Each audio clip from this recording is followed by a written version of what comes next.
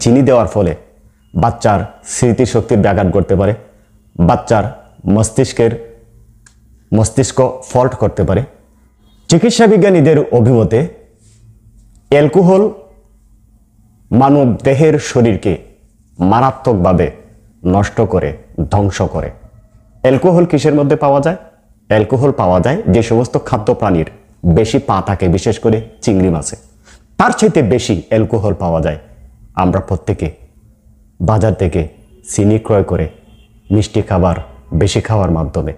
যতটুকু না চিংড়ি মাছের মধ্যে অ্যালকোহল পাওয়া যায়, তার চাইতে প্রায় 90% বেশি অ্যালকোহল চিনিতে পাওয়া যায়। বিশেষ করে যাদের ফ্যামিলিতে বাচ্চা আছে, এই বাচ্চাদেরকে সমস্ত খাবারের মধ্যে আপনি চিনি দেওয়ার ফলে বাচ্চার স্মৃতিশক্তির ব্যাঘাত ঘটতে পারে, বাচ্চার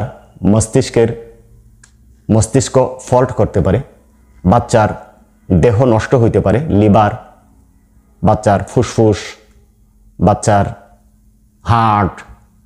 অর্থাৎ এক কথায় যদি আমি বলি যে হিউম্যানিটির প্রত্যেকটা অঙ্গ প্রত্যঙ্গ শুরু থেকেই আপনার বাচ্চাকে নষ্ট করে আস্তে আস্তে বড় করার প্রতি আপনি অভ্যস্ত করে তুলছেন, তাহলে সেটা ভুল হবে না। আপনি শুরু থেকে আপনার বাচ্চাকে বাঁচানোর বিপরীতে নিজে ধ্বংস করে বাচ্চার জীবনটাকে দিলেন বিকল করে। বাচ্চা পড়াশোনা করে না, করবে কিভাবে? খাদ্যাভ্যাসের পরিবর্তন নেই, ঘুমের কোনো পরিবর্তন নেই। ঘুম আর খাদ্য যদি ঠিক থাকে তাহলে মানব দেহের প্রায় 99.99% রোগ নিরাময়ে ভূমিকা রাখে।